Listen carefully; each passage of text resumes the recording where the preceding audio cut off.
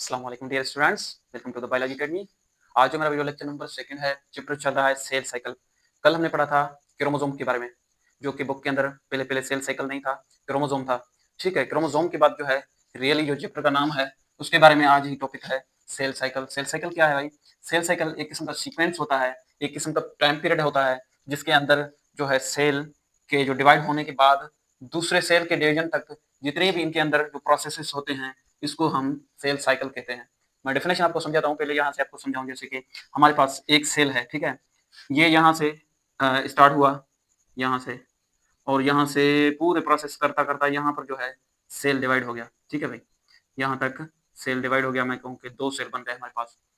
ठीक है, इससे लेकर हमारे पास जो दूसरे बार तक सेल का साइकिल रिपीट हो, इस प्रोसेस के अंदर जितनी भी अंदर प्रोसेसेस हैं, फेसेस हैं हमारे पास, जैसे कि G1 S face, G2 face, उसके बाद डिवीजन फेस जिसको हम एम फेस कहते हैं। इनके अंदर से जितनी भी प्रोसेसेस से गुजरा हुआ होता है, जितनी भी प्रोसेसेस हैं, इस सब को हम कहते हैं सेल साइकिल। जिसमें हमारे हमको बताया गया है कि सीक्वेंस ऑफ चेंजेस, जितने भी सीक्वेंस के अंदर changes I which occur between one cell division at the next cell division या सेल साइकिल। हमारे पास सेल साइकिल के एक साइकिल से लेकर दूसरे साइकिल तक, या समझें ये एक सेल जो है यहाँ से डिवाइड होकर दो बना, अब जो है यहाँ बन गया, इससे लेकर दूसरी बार ये जब ये सेल डिवाइड करेगा एक से दो बनेगा। ये टोटल जितने इनके बीच के प्रोसेसेस हैं, इस प्रोसेसेस को कहते हैं हम सेल साइकिल। ठीक है, अब चलते हैं सेल साइकिल के अंदर। उनके अंदर हमारे पास दो फेसेस होते हैं, एक होता है इंटरफेस, दूसरा एम फेस, जिसे माइटोसिस फेस कहते हैं या मियोसिस फेस कहते हैं, जिनके अंदर जो है सेल डिवाइड होता है, या इसे डिवीजन फेस लिखें तब भी सही है हमारे पास। इंटरफेस आज हम यहाँ पे जो है इस लेक्चर के अंदर इंटरफेस पढ़ेंगे, और नेक्स्ट आने वाले लेक्चर के अंदर हम एम फेस पढ़ेंगे या डिवीजन फेस पढ़ेंगे। इंटरफेस क्या है? Interface which is the period of non division. ठीक है, इंटरफेस के अंदर कोई डिवीजन नहीं होता है, ऐसा पीरियड होता है जिसके अंदर जो है सेल जो है सिंथेसिस करता है, प्रिपरेशन करता है, डिवीजन का तैयारी करता है, लेकिन इनके अंदर जो है डिवाइड नहीं होता। उसके बाद है हमारे पास M phase which is the period cell divide. ये वो पीरियड है जिनके अंदर जो है सेल डिवाइड होता।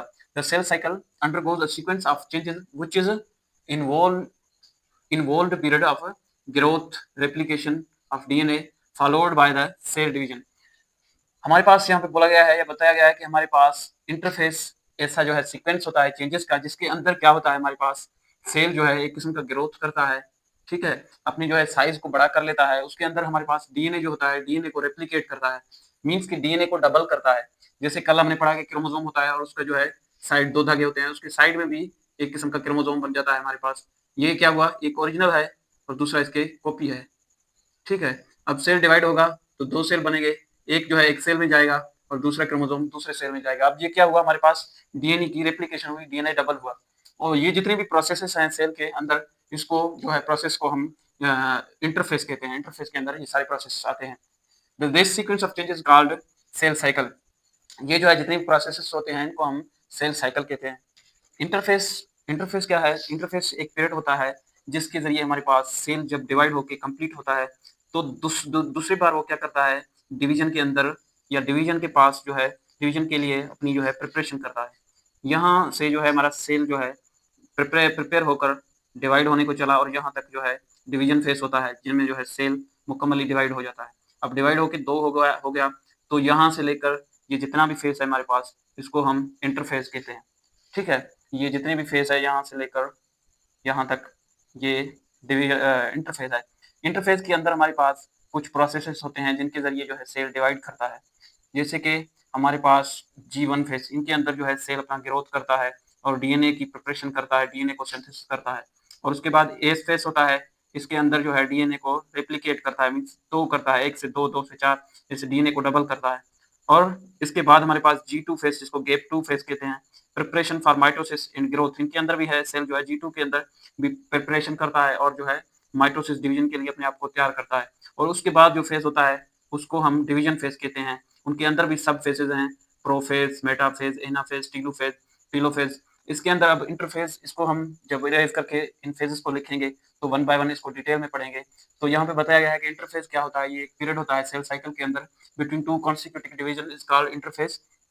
It's a period of growth. ठीक है, एक तो इनके अंदर ग्रोथ होता है, दूसरा इसके अंदर जो है डीएनए अपने आप को सिंथेसिस करता है, तैयार करता है। ठीक है, during this period of cell prepare itself for the M phase. इनके इन पीरियड के अंदर जो है सेल अपने आप को जो है तैयार करता है एम फेज के लिए या डिवीजन फेज के लिए। ठीक है, इंटरफेज के अंदर हमारे पास फर्दर टाइप्स हैं, वो 3 टाइप्स हैं। ठीक है, एक है हमारे पास G1 फेज जिसे गैप 1 कहते हैं, गैप 1। ठीक है फेज, और दूसरा है हमारे पास एज फेज, तीसरा है हमारे पास G2 मीन्स गैप 2 फेज।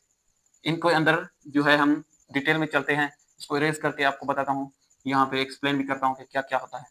ठीक है, जो इंटरफेस के अंदर हमारे पास सब फेसेस हैं, उनमें से हमारे पास पहला फेज है गैप 1। ठीक है, जिसे G1 फेज कहते हैं।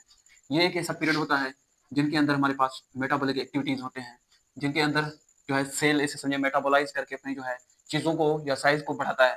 इनके अंदर सेल का ग्रोथ होता है साइज के अंदर, और इसके स्पेसिफिक एंजाइम्स जो हैं वो सिंथेसिस होते हैं, एंजाइम बनते हैं, जो कि हमारे पास सेल को डिवाइड होना है इसलिए इसके अंदर जो है एंजाइम्स बनते हैं।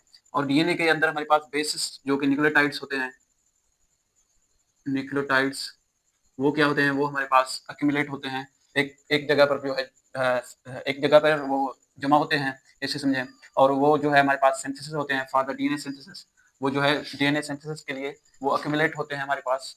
और उसके बाद at the point of G1 cell में either into a phase G0 जिसे G0 फेज कहते हैं। ठीक है, हमारे पास जो G1 फेज है, इनके अंदर जो है हमारे पास एक ऐसा फेज है जिसे हम G0 फेज कहते हैं, जो यहाँ पर लिखा गया है G0 phase, G0 phase. G0 के अंदर क्या होता है, हमारे पास सेल डिवाइड नहीं करता। फॉर एग्जांपल यहाँ से सेल ने स्टार्ट किया सफर और जो है सिंथेसिस वगैरह करके यहाँ से डिवाइड होके चला गया जीरो फेज के अंदर। G0 फेज के अंदर जो है वो अब जो है कोई स्पेशल फंक्शन परफॉर्म करेगा, लेकिन डिवाइड नहीं होगा। फर्दर वो डिवाइड नहीं होगा, क्यों? क्योंकि इसको जो है कई हफ्ते जो है यहाँ पे रेस्ट करने के लिए रहेगा, मे बी कुछ दिन यहाँ पे रहेगा या कुछ वीक्स रहेगा, मे बी वो लाइफ टाइम जो है रेप्लिकेट नहीं करेगा, डिवाइड नहीं होगा, क्योंकि अब जो है वो एक परमानेंट फंक्शन होगा, फंक्शन करेगा लेकिन डिवाइड नहीं होगा। जैसे हमारे आई के सेल होते हैं वो G0 फेज के अंदर होते हैं, वो डिवाइड नहीं करते और आई का साइज वगैरह नहीं बढ़ता। इसी तरह जो है हमारे पास एक फेज है जिसे G0 फेज कहते हैं, where the cell cycle stop, it remain for days, weeks or sometime it's for even for the lifetime of the organism। ये जो है कुछ टाइम के लिए रहता है, या कुछ दिन के लिए या कुछ हफ्तों के लिए भी सेल जो है G0 फेज के अंदर चला जाता है, या जो ये सेल है हमारे पास वो लाइफ टाइम के लिए G0 फेज के अंदर रहता है, वो डिवाइड नहीं करता। ठीक है, ये अब हमने पढ़ लिया G1 फेज। G1 के फेज के अंदर हमारे पास क्या होता है, इसके अंदर एक तो सेल जो है अपना सेल ग्रोथ कराता है, दूसरा ये स्पेसिफिक एंजाइम बनाता है, तीसरा ये जो है हमारे पास डीएनए के जो यूनिट्स है हमारे पास न्यूक्लियोटाइड, उनको अक्यूमुलेट करता है, उनको जो है एक साथ रख के उनके अंदर जो है डीएनए सिंथेसिस के लिए उनको साथ करता है, या ऐसे समझे बनाता है यूनिट्स को, न्यूक्लियोटाइड्स को। और उसके बाद हमें हमारे पास जो है एस फेज है, जिसे हम सिंथेसिस फेज कहते हैं। इस फेज के अंदर हमारे पास क्या होता है, डीएनए है वो रेप्लिकेट करता है, इसके अंदर डीएनए रेप्लिकेट करता है। मैंने आपको बताया कि एक क्रोमोसोम होता है वो हमारे पास डबल होता है। ठीक है, नंबर ऑफ क्रोमोसोम जो है डीएनए के अंदर या सेलों के अंदर जो है डीएनए के तादाद वो डबल होता है। फॉर एग्जांपल ये हमारे पास सेल का न्यूक्लियस है, इनके अंदर एक डीएनए है या एक ऐसे समझे हमारे पास क्रोमोसोम है, तो वो क्या करेगा, अपने जो है नंबर बढ़ाएगा और डबल होगा। ठीक है, वो डबल होगा, एक से दो होगा। इसी तरह से जब सेल डिवाइड करेगा तो एक क्रोमोसोम इसके अंदर जाएगा और दूसरा इसके अंदर जाएगा। Chromatin material is duplicated. मैंने बताया ना कि सेल के अंदर जो है हमारे पास क्रोमेटिन मटेरियल होता है, इसे बिखरा हुआ पड़ा हुआ होता है, वो डबल होता है, ताकि जो सेल जो है हमारे पास डिवाइड हो तो आधा एक सेल में चला जाए और आधा दूसरे सेल में चला जाए। उसके बाद तीसरा फेज है हमारे पास G2 फेज। G2 फेज को हम गैप 2 फेज कहते हैं। इसको प्री मायोटिक फेज भी कहा जाता है। प्री मीन्स पहले, मायोटिक मीन्स माइटोसिस या डिवीजन, डिवीजन से पहले वाला फेज। इसके अंदर जो है सेल दोबारा ग्रो करता है अपने साइज को, और इनके अंदर जितने भी ऑर्गेनल्स हैं, पुर्जे जाते हैं, पुर्जे पार्ट्स हैं, उनको जो है डबल कराता है, उसको रेप्लिकेट कराता है, डबल कराता है नंबर में। As well as enzymes require for cell division also synthesised. जो एंजाइम हमें चाहिए सेल डिवाइड डिवीजन के लिए, उनको भी बनाता है। ये हमने आपको बता दिया, ये चैट के जरिए आपको समझाऊं कि G1 फेज होता है पहले, G1 या ऐसे समझे, पहले ऐसे समझे कि G0 फेज है एक, G0 के साथ अंदर सेल चला जाता है, तो ये कुछ दिनों के लिए, कुछ हफ्तों के लिए या जो है लाइफ टाइम के लिए सेल डिवाइड नहीं होता। इसको आप फेज ना समझें, इसको ऐसे समझें कि ये एक पार्ट है इसका, इंटरफेस का। और उसके बाद हमारे पास G1 फेज है। G1 के अंदर सेल ग्रो होता है और अपना डीएनए को डबल कराता है।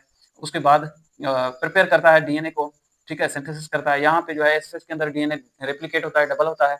और G2 के अंदर सेल एक तो हमारे पास प्रिपरेशन करता है फॉर माइटोसिस एंड ग्रोथ करता है। ये हो गया हमारे पास इंटरफेस। इंटरफेस को हमने कंप्लीट कर लिया, और कल हम पढ़ेंगे डिवीजन वाला फेज, जिसको हम एम फेज कहते हैं या मायोटिक फेज। माइटोसिस इसको कहा जाता है, माइटोसिस फेस, एम फेस। ठीक है, इसको हम कल पढ़ेंगे, इनके अंदर सब फेसेस हैं, वो इंशाल्लाह कल हम आने वाले लेक्चर के अंदर पढ़ेंगे। मेरे चैनल को सब्सक्राइब करें, वीडियोस को लाइक करें और दोस्तों के साथ शेयर करिएगा। अस्सलाम वालेकुम।